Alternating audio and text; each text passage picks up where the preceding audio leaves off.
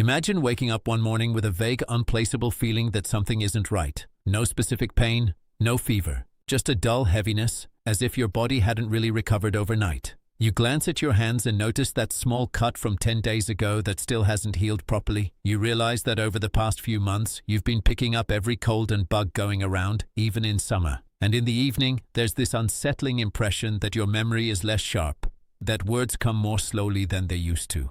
You tell yourself it's age, that it's normal, that this is just what happens once you're past 60. But what you don't yet know is that behind all these quiet signals might be hiding a single deficiency. A deficiency that millions of older adults carry without knowing it. One that touches nearly everything that makes daily vitality possible. Immunity, wound healing, memory, mood, libido, sleep, skin health, and even your heart's ability to beat steadily.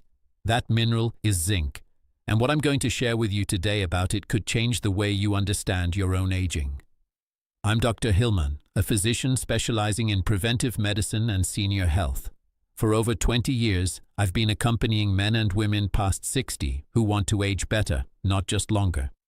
And if I'm speaking to you about zinc today, it's because it is one of the most underestimated, most poorly absorbed, and most rarely tested minerals in medical practice, even though its impact on quality of life after 60 is enormous. In this video, you'll understand why your body absorbs less and less zinc as you age, what signals your body sends when it's running low, which foods can replenish it, and most importantly, how to avoid the common mistakes that make supplementation either useless or dangerous.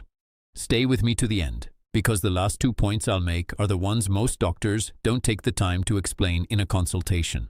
Let's start by understanding what zinc actually does in your body, and why its gradual disappearance is so insidious. Think of your immune system as a well-organized army. There are soldiers on constant patrol, sentries posted at the borders, and commanders capable of launching a rapid counterattack when an intruder appears. Zinc, in this picture, is the liaison officer. Without it, orders no longer circulate properly. The soldiers are present, but disoriented. They react too late or not forcefully enough. This is exactly what happens in the human body when zinc becomes deficient. T lymphocytes, the immune cells that coordinate defense against viruses and bacteria, need zinc to differentiate, multiply, and function correctly. A study published in the Journal of Nutrition in 2020 showed that insufficient zinc levels were associated with a significant reduction in the activity of natural killer cells in adults over 60. The direct consequence is a weakened immune system, more frequent infections, and longer recovery times. But immunity is only the visible part of the iceberg. Zinc is involved in more than 300 enzymatic reactions in your body. 300. Think of it as a conductor simultaneously directing a Bach sonata, a Verdi opera, and a Beethoven symphony. When the conductor misses the performance, everything gradually falls out of tune. And in people over 60, this deficiency is far more common than most people realize. Several studies conducted across Europe and North America show that up to 40% of adults over 65 have zinc intakes below recommended daily levels. That figure climbs even higher among institutionalized individuals, diabetics, and those taking certain medications. Why is this deficiency so widespread after 60? There are 3 main reasons. The first is that intestinal zinc absorption decreases with age. Imagine a garden hose that's slowly calcifying on the inside. Even if you open the tap at full pressure, less and less water gets through. That's what happens to the wall of your small intestine, which becomes progressively less efficient at extracting zinc from food. The second reason is that older adults often eat less, and particularly less animal protein, which provides the most bioavailable form of zinc. The third reason is that several very common medications after 60, including diuretics, proton pump inhibitors, and even certain antibiotics, directly interfere with zinc absorption or increase its urinary excretion. Now let's talk about the signals, because zinc never shouts when it's missing. It whispers. And if you know how to listen to that whisper, you can act before the consequences become more serious. The first signal your body sends is slow wound healing. Skin is one of the organs most dependent on zinc for renewal and repair. Zinc plays a central role in collagen production and in the cell division that allows wounds to close. When it's lacking, a simple scratch can take weeks to heal. Think of a bricklayer trying to rebuild a wall without enough cement. The bricks are there, but they won't hold together. I remember Genevieve, 69 years old, a retired teacher, who came to see me complaining that a small wound on her right foot had been slow to heal for 3 weeks. She was mildly diabetic, but her blood sugar was well controlled. As I looked into her diet, I realized she had gradually reduced her intake of red meat and legumes, her main sources of zinc. A blood test confirmed a moderate deficiency. 2 months after correcting her intake, her wound healing had returned to a normal pace. Genevieve told me with a smile, "I'd forgotten my body could repair itself that quickly." The second signal is a loss of taste or smell. This symptom is often wrongly attributed to normal aging, but it can be a sign of zinc deficiency. Zinc is essential for the functioning of taste and smell receptor cells. When it's lacking, those cells renew themselves less efficiently and the world loses its flavor, quite literally. Food seems bland and tasteless. Some patients describe it as eating cardboard. This sensory loss is particularly concerning in older adults because it often leads to reduced appetite, progressive undernutrition, and a cascade of nutritional deficiencies. The third signal is perhaps the most subtle, but also the most disabling in daily life: mild cognitive disturbances. Less reliable memory, reduced concentration, slower information processing. Zinc plays a role in nerve signal transmission in the hippocampus, the region of the brain central to memory and learning. A meta-analysis published in Nutrients in 2022, covering 16 studies, concluded that people with low serum zinc levels had a significantly higher risk of cognitive decline. This is not a coincidence, it's biochemistry. I want to tell you about a patient I followed for 2 years, whose story particularly stayed with me. Emil, 73 years old, a former engineer. When he first came to see me, he complained mainly of unexplained fatigue and a mental fog that prevented him from concentrating long enough to read. He had given up his daily crossword puzzles, something he'd done for 40 years. His standard blood panel was normal, but I decided to test his serum zinc, something few doctors do routinely, and the result was below minimum recommended values. Emil had been taking a proton pump inhibitor for esophageal reflux for 3 years. That medication, by reducing gastric acidity, was significantly lowering his zinc absorption. We adjusted his diet, spaced out his medication intake, and added an appropriate supplement. 4 months later, Emil called me to say he had gone back to his crossword puzzles and had even started reading a novel. Let's move now to dietary sources, because the best way to get zinc always remains through food when possible. And here, I often hear an objection. But doctor, I eat a balanced diet. Maybe. But balanced after 60 doesn't mean the same thing as at 40, because absorption has changed. The richest sources of bioavailable zinc are, in order, oysters, by far the most concentrated source with around 70 milligrams of zinc per 100 grams, red meat, particularly beef and lamb, pumpkin seeds, legumes like lentils and chickpeas, cashews, and aged hard cheeses like Emmental or Parmesan.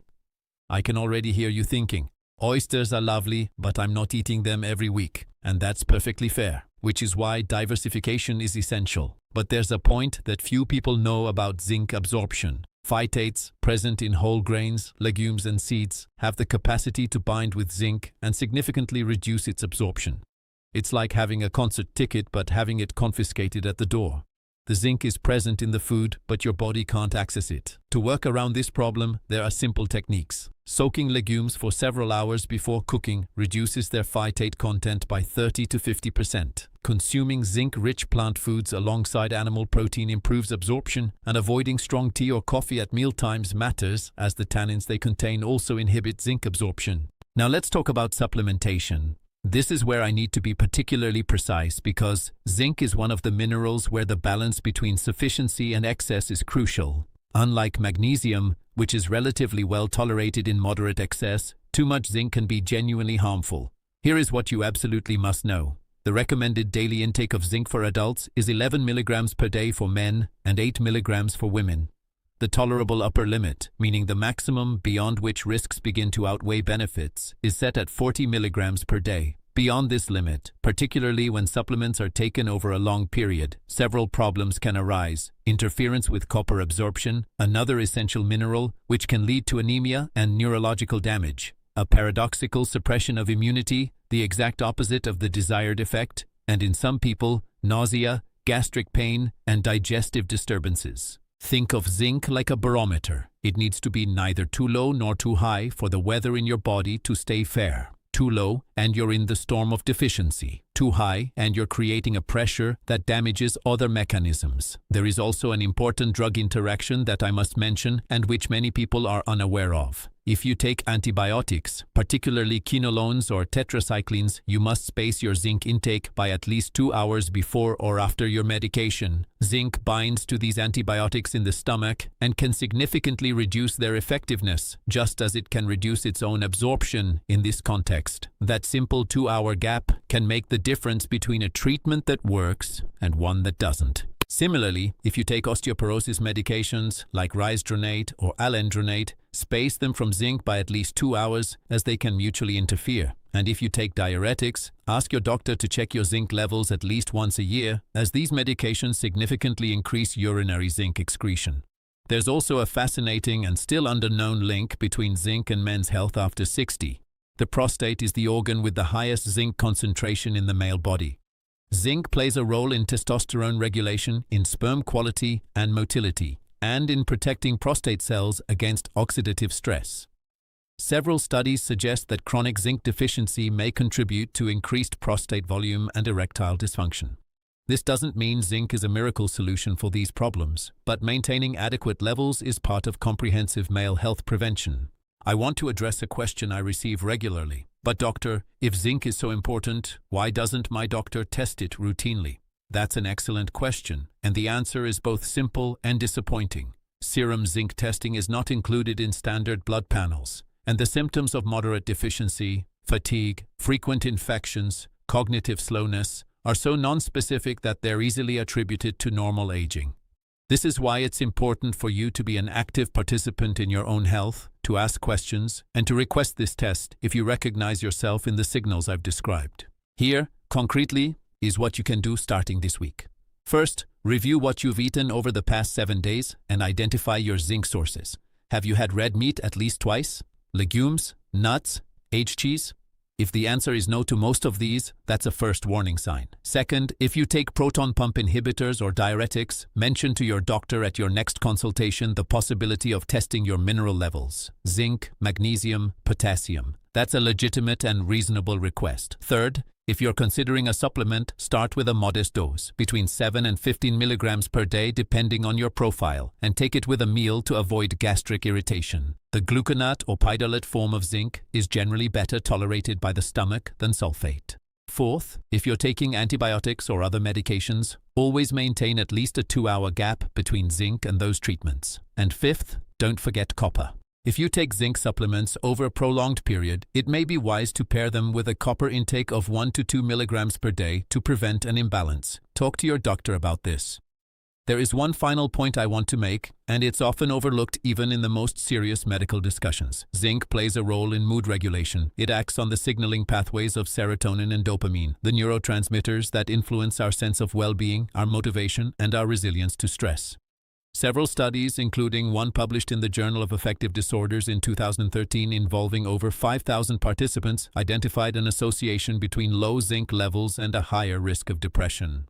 This isn't an absolute cause and effect relationship, but it is a lead that every practitioner accompanying older adults should keep in mind, particularly in a context where depression in the elderly remains largely underdiagnosed. Think of zinc balance like tuning an instrument. If one string is slightly out of tune, the piece can still be played, but something sounds off. If several strings are out of tune, the melody becomes unrecognizable. Tuning one string at a time, patiently, methodically, that's what an adjusted diet and well-considered supplementation allow. What I want you to take away from this video is this: aging is not simply an inevitable accumulation of deficits. It's also an invitation to better understand what your body needs today, not what it needed at 40. Zinc is one of those invisible, silent needs whose absence creeps in gradually and whose restoration often makes people say, "I didn't know I could feel this good at my age." It is never too late to act. It is never too late to listen to your body's whispers and respond to them with wisdom. If this video brought you useful information, share it with someone you care about who deserves to know this truth about zinc. Subscribe to the Next Stage Health channel to receive weekly content grounded in science and in respect for your intelligence. And tell me in the comments, do you recognize any of the signals I described today in your own daily life? Write simply, "I'm taking care of myself," to commit to checking your zinc intake this week. Take good care of yourself. Your body deserves this attention.